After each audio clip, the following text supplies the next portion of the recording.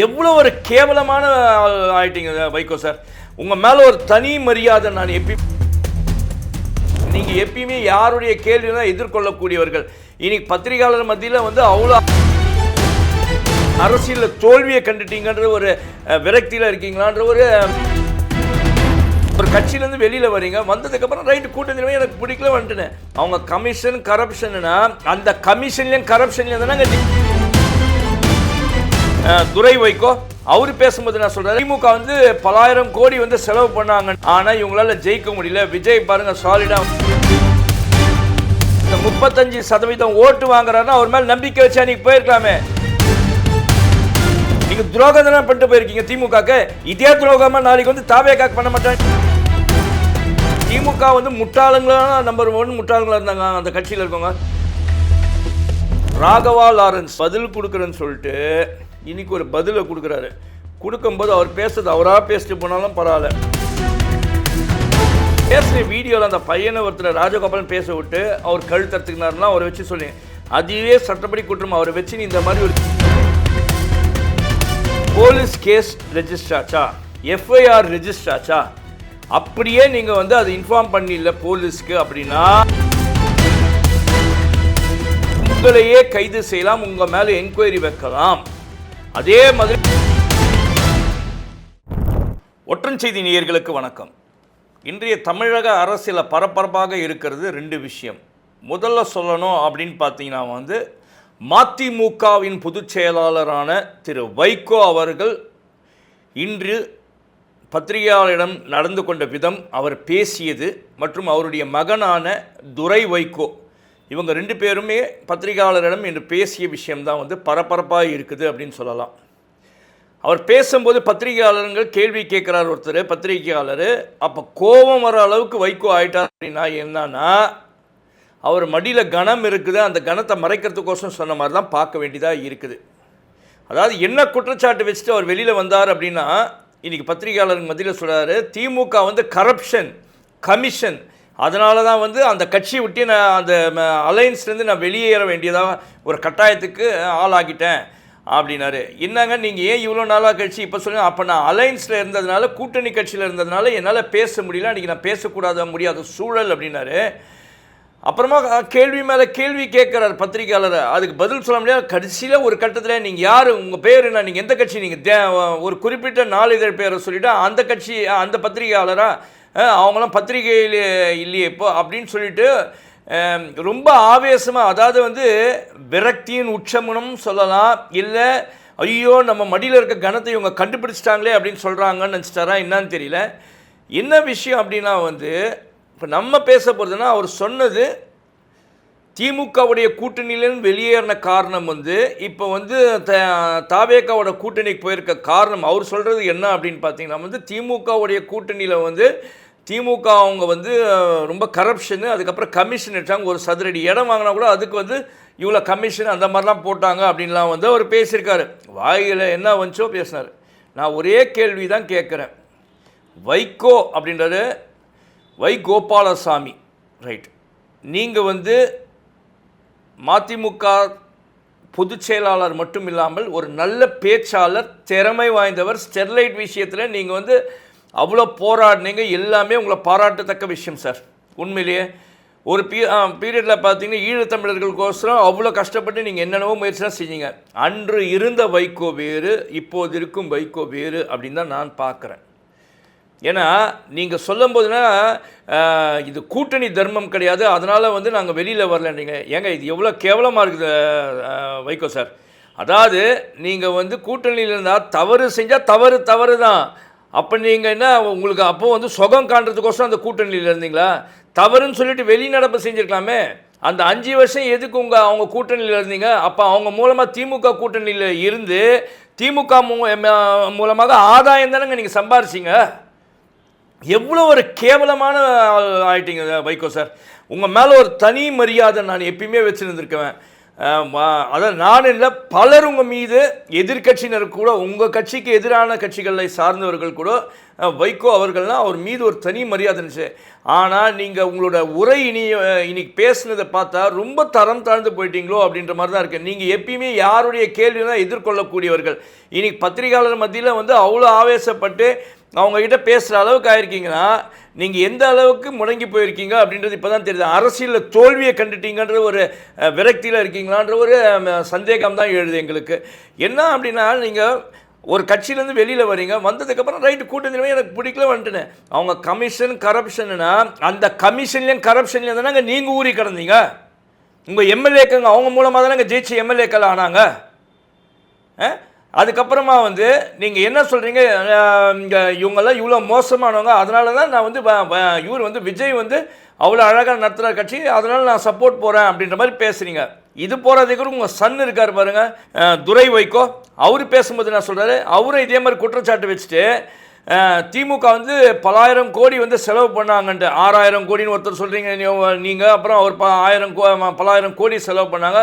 ஆனால் இவங்களால் ஜெயிக்க முடியல. விஜய் பாருங்கள் சாலிடாக வந்து 35% ஓட்டு வாங்கினா. அப்போ அந்த 35% ஓட்டு வாங்குறாருன்னா அவர் மேலே நம்பிக்கை வச்சு அன்றைக்கி போயிருக்கலாமே. ஜெயிச்ச குதிரை மேலே போய் கட்டுறீங்களே. நீங்கள் வந்து அன்றைக்கே அலையன்ஸை விட்டு வெளியில் வந்திருக்கலாமே. திமுகவுடைய 2021 26க்கான அலைன்ஸை முடியுது, நான் வெளியில் வந்துடுறேன்னு சொல்லி அன்றைக்கி நீங்கள் விஜய்க்கு சப்போர்ட்டிவாக போயிருக்கலாம், இல்லை நீங்கள் தனித்து நின்று இருக்கலாமே. அன்றைக்கெல்லாம் விட்டுட்டு இன்னைக்கு வந்து பேசும்போது வந்து திமுக விட்டுட்டீங்க. திமுக வந்து நான் உத்தம கட்சின்னு சொல்ல, மோசமான கட்சி சொல்ல, அது மக்கள் சொல்கிறாங்க. நீங்கள் சொல்கிறதுக்கு தான் இப்போ நான் என்னோட குற்றச்சாட்டை வைக்கிறேன். நீங்கள் என்ன சொல்கிறீங்க, 2 பேருமே 6000 கோடி செலவு பண்ணாங்க, 10000 கோடி செலவு பண்ணாங்க. அப்புறமா வந்து இவங்க குதிரை பேரம் பேசுகிறாங்க, கழுத பேரம் பேசுகிறாங்க, ஒட்டக பேரம் பேசுகிறாங்க. நீங்கள் ரைட்டு, அந்த பேரெல்லாம் பேசுறது நீங்கள் தானேங்க. 3வது மனுஷன் பேசுகிறாங்க. சோஃபா மாடல்லாம் ஏன் சொல்ல மாட்டாங்க? ஒரு கூட்டணி தர்மமாக இருக்கிறீங்கன்னா, இப்போ இந்த எலெக்ஷனில் தோற்றதுக்கப்புறமா கூட 2 சீட்டாக வந்துச்சுன்னா அப்போ அந்த கூட்டணி தர்மத்தை காப்பாற்றின்னு தான் நான் உங்களை பாராட்டியிருப்பேன். இன்னைக்கு துரோகி தானேங்க நீங்கள் துரோகம் தானே பண்ணிட்டு போயிருக்கீங்க திமுகக்கு. இதே துரோகமாக நாளைக்கு வந்து தாவேக்காக்கு பண்ண மாட்டாங்கன்னா நிச்சயம். நீங்கள் அதிமுகவோட அலைன்ஸ் இருந்தப்போ அவங்களுக்கு துரோகம் பண்ணிட்டு வந்தீங்க, திமுகவோட அலைன்ஸ் இருந்தும் திமுக. ஆனால் திமுக வந்து முட்டாளுங்களான நம்பர் 1 முட்டாளுங்களாக இருந்தாங்க அந்த கட்சியில் இருக்கவங்க.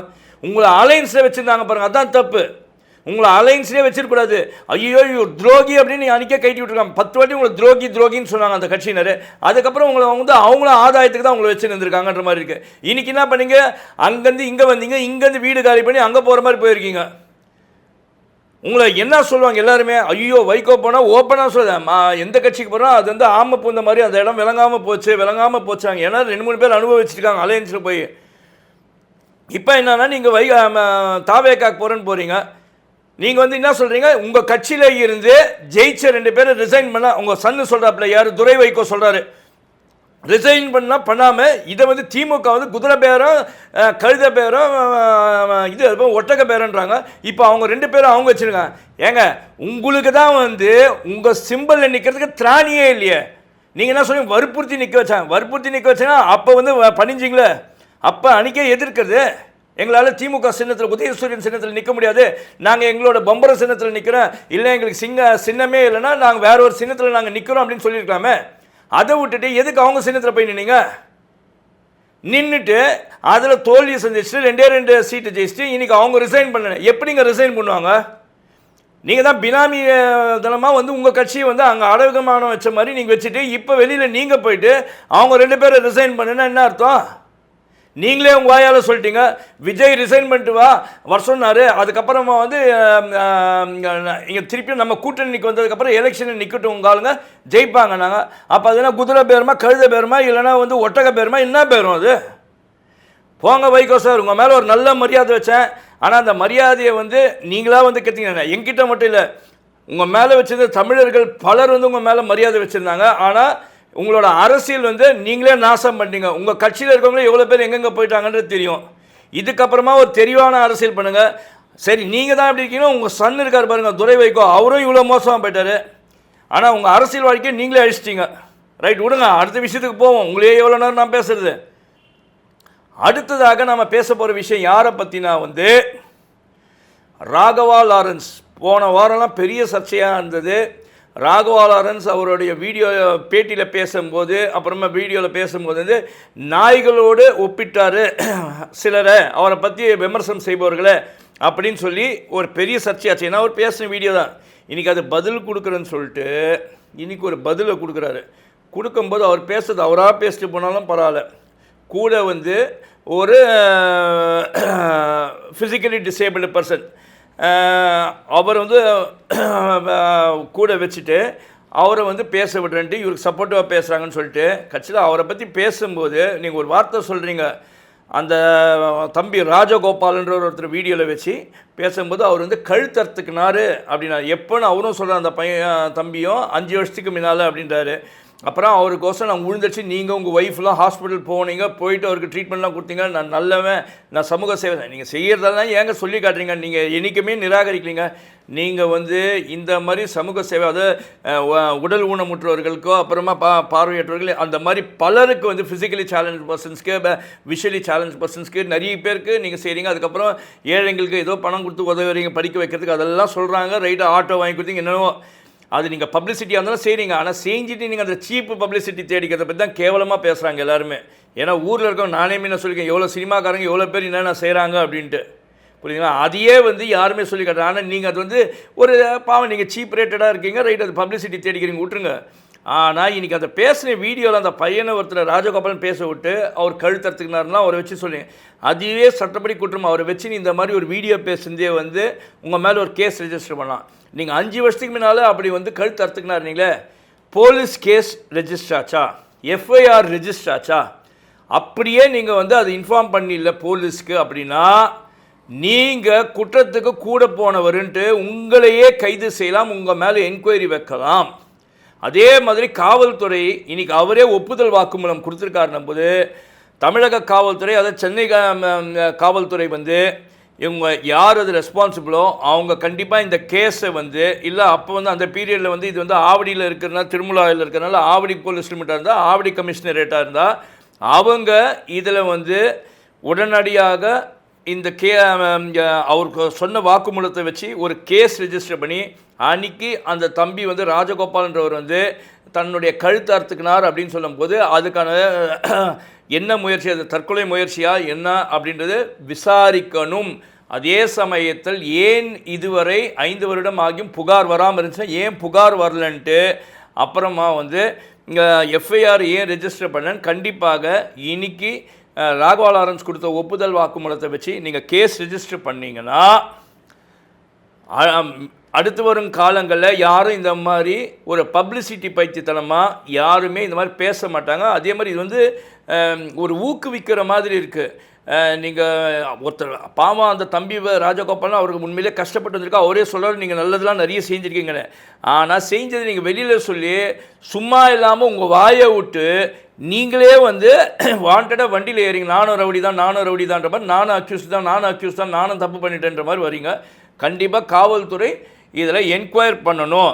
இனிவரும் காலங்களையாவது திரு ராகவா லாரன்ஸ் ஒழுங்காக வாய் வச்சுருந்தா பரவாயில்ல. இதில் வேறு திருச்சி எலெக்ஷனை பற்றி வேறு நீங்கள் பேசுகிறீங்க. திருச்சி எலெக்ஷனை பற்றி என்ன பேசுகிறீங்க? விஜய் கட்சியில் நிறைய பேர் உழைச்சாங்க, அதான் தெரியுது, நிறைய பேர் உழைச்சாங்கல்ல, நீங்களே வந்து கிளப்பி விடுறது. அதுக்கப்புறம் உங்களுக்கு வந்து அங்கே மரியாதை இல்லை, உங்களுக்கு கூப்பிடல விஜய் சைடில் அப்படின்னு நீங்கள் என்ன பண்ணீங்க? தாவே கலந்து அழைப்பு இல்லைன்னு அவர் தான் முதல்வர் ஆகிட்டார் திரு சி ஜோசப் விஜய் அவர்கள். நீங்கள் இன்னும் தாவே கால இருக்கிற நடிகர் விஜய் நினச்சினே அவர் கூடுவார் எதிர்பார்த்து அவருக்கு வேலை வெட்டியில் இப்போ வரலன்னு ஐயோ அவங்க கட்சியில் நிறைய பேர் இருக்காங்க இன்னும். அப்புறம் நான் திருச்சியில் நிற்கல, நான் வேறு எங்கேயாவது கூட நிற்பேன். அது நான் திருச்சியில் நிற்க மாட்டேன், வேறு எங்கேயாவது நிற்பேன். அப்புறம் அரசியலில் பண்ணுன்னா நான் வந்து எந்த கட்சி நல்லா இருக்குது என்ன செய்கிறாங்க, அப்புறம் எதுக்கே தாவேக்காவை பற்றி பேசுகிறேன். அதனால் கொஞ்சம் தெளிவாக பேசுங்க அப்படின்னு சொல்லிட்டு மீண்டும் அடுத்த வீடியோவில் சந்திக்கிறேன்னு சொல்லிட்டு உங்களிடமிருந்து விடைபெறுவது உங்களுடைய ஒற்றந்துரை. நன்றி, வணக்கம்.